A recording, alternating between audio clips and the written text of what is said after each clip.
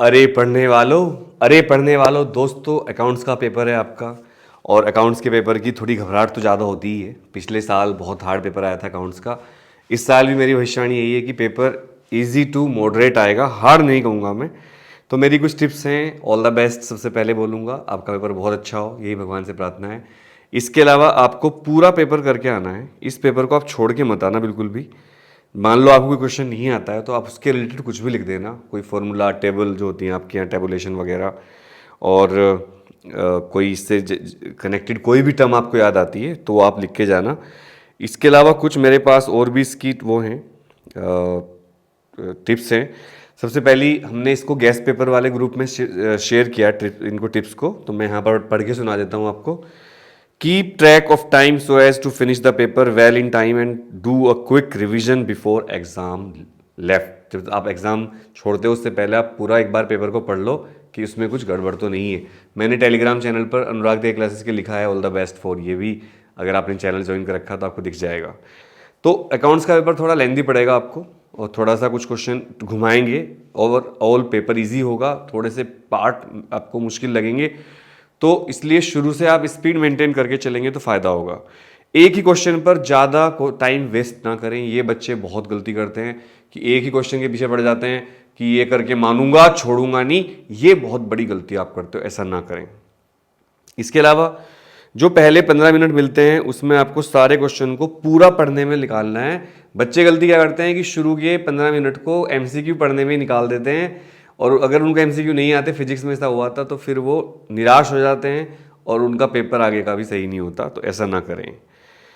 Paper को analyse करें small parts में पढ़ के, और अलग अलग पार्ट में डिवाइड करके 3 घंटे के टाइम को अपने यूज़ करें। Do all your rough work in separate rough column, जो कि आपके हर पेज पे आप राइट में कॉलम बना सकते हो, या लास्ट के 2 पेज आप रफ के लिए छोड़ दो और क्लियरली लिखो कि ये रफ का पेपर है, इसमें रफ का काम किया हुआ मैंने, तो टीचर को बड़ा अच्छा लगेगा। हर पेज पे रफ करते हो तो राइट साइड में कॉलम बनाकर ही करें। इसके अलावा सोल्व ऑल सब पार्ट्स ऑफ क्वेश्चन टुगेदर। कुछ सवालों में, सवाल के अंदर सवाल होते हैं, पार्ट्स होते हैं, तो वो एक ही साथ सारे पार्ट सोल्व करो। ये नहीं कि एक क्वेश्चन का एक पार्ट यहाँ सोल्व कर दिया, फिर 2 पेज बीच में कुछ और क्वेश्चन कर दिए, फिर उसके जो बचे हुए पार्ट थे वो आगे करने लगे। ऐसा मत करना, ये आपको ध्यान रखना है। Put the question number clearly on middle of page and highlight. कुछ बच्चे क्या करते हैं, क्वेश्चन तो कर देते हैं, उसका नंबर लिखना भूल जाते हैं। इससे टीचर को बहुत इरिटेशन होता है और उसके बच्चे के मार्क्स कटने के चांस बढ़ जाते हैं। गुस्सा आ जाएगा टीचर को और वो उसको ढूंढना पड़ेगा, तो इरिटेट हो जाएगा। इरिटेट होगा तो ऑब्वियसली आपके मार्क्स कटेंगे। तो हर क्वेश्चन जब आप शुरू करते हो तो पेज के बीचों बीच लिखो क्वेश्चन नंबर 3 और अंडरलाइन कर दो उसको 2 लाइन खींच के, और फिर उसका आंसर लिखना शुरू कर दो। ये बात आपको ध्यान रखनी है। क्वेश्चन के सारे सब पार्ट सोल्व करने हैं। और क्वेश्चन नंबर 15 का जो गैस पेपर का आंसर था वो हमने दे दिया है ग्रुप में, वो भी आप देख लें। तो ये टिप्स जो हैं आपके बहुत काम आएंगी। बस मैं कहूँगा टाइम मैनेज करो और डरो नहीं। पेपर बहुत मुश्किल नहीं आएगा, पेपर इजी आएगा, लेकिन थोड़े से क्वेश्चन ट्रिकी होंगे। 2-3 एमसीक्यू घुमा सकते हैं आपको, कंप्रेशन बेस्ड क्वेश्चन सीबीक्यू आपको घुमा सकते हैं। और कल हम फिर इंटरव्यू देने जाएंगे, तो कौन से स्कूल में आए ये आप कमेंट करिएगा। अगर आप दिल्ली एनसीआर के स्कूल में, कोशिश करेंगे आपके स्कूल में आने की। So wish you all the best again.